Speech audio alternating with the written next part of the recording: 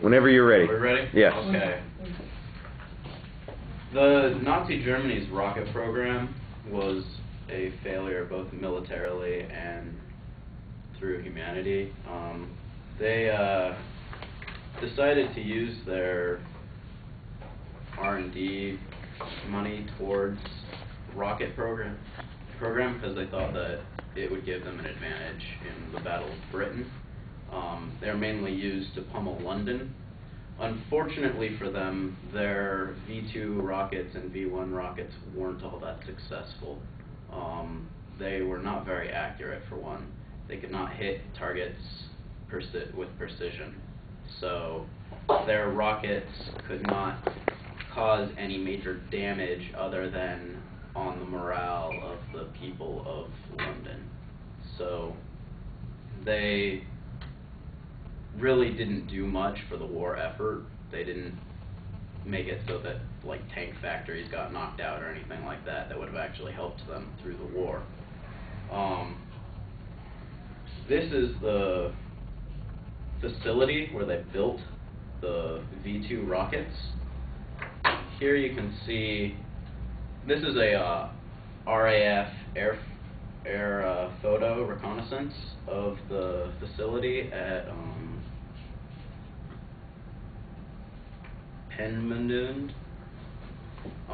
Right here is a rocket fire platform, and you can see right here, it's very blurry, blame the RAF, not me, but those are V-2 rockets sitting on the pad waiting to be pushed up to this area to launch. And this right here is a V-2 rocket that is on its, this isn't a launch platform, but this is a mobile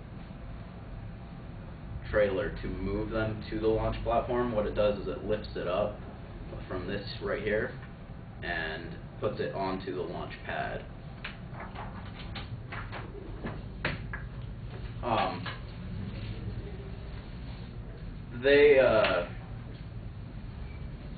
This program was run by Albert Speer and von Braun.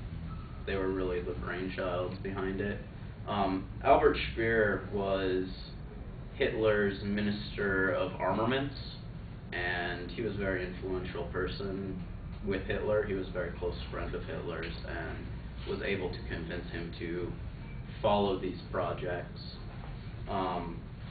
This is a picture of Albert Speer. And this is him during the Nuremberg trials. He was put on trial for the war crimes committed at Peenemünde.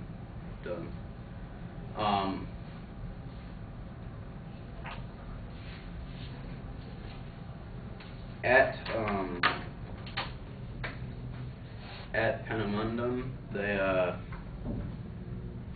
they had slave labor to build their V-2s and V-1 rockets, and what this meant is, actually the reasons they did it, Arthur Rudolph, who was one of the base commanders at Peenemünde, he said this, this is from Farnwell's book, Hitler's Scientists. Arthur Rudolph proceeded to deal with the SS by a visit to the Henkel factory in Oranienburg, north of Berlin, on April 1943. There he found 4,000 slave laborers, mainly Russians, Poles, and French, living in cramped conditions and kept imprisoned behind electric fences and barbed wire. Rudolph wrote a memorandum noting the advantages of exploiting prisoners, especially in the view of greater protection of secrecy. So they thought that by using slave labor, it would prevent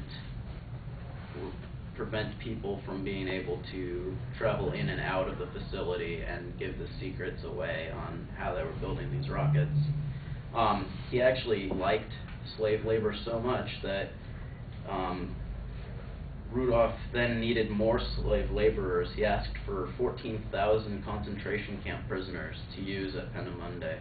These prisoners had very poor living conditions and working conditions, and it said that within 4 months, 3 prisoners had died of disease, 2 of injury.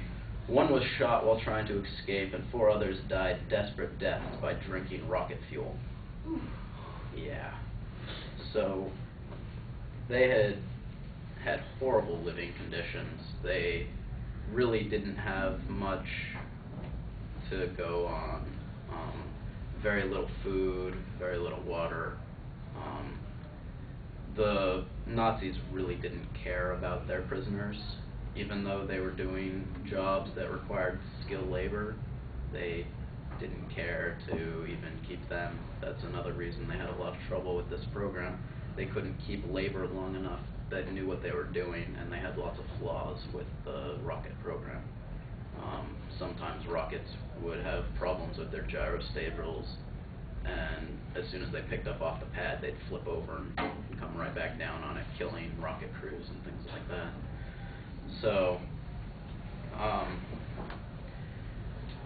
and this was a problem because Speer and Braun didn't really look to see what their people were doing like.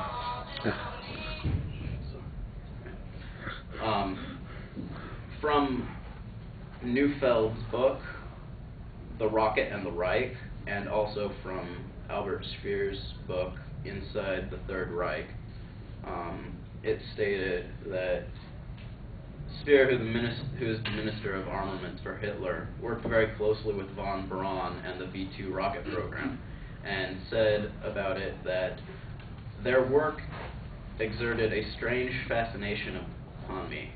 This is Albert Speer. It was like planning a miracle. I was impressed by these technicians with their fantastic visions, these mathematical romantics.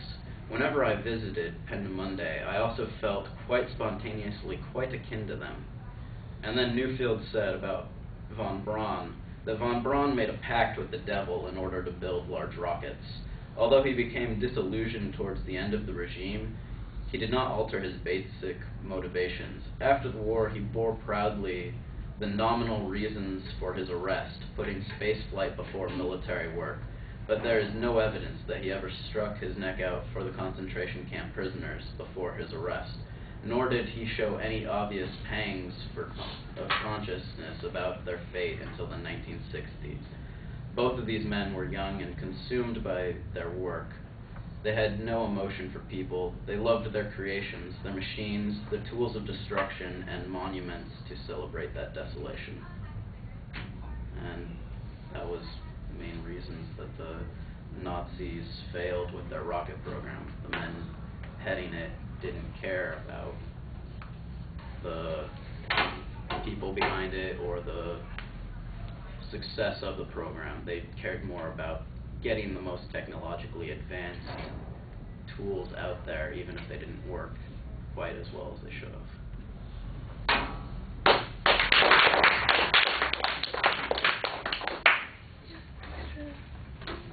I don't. Hang on a second. You don't have a peer evaluation form? That's kind of what I thought when you came over.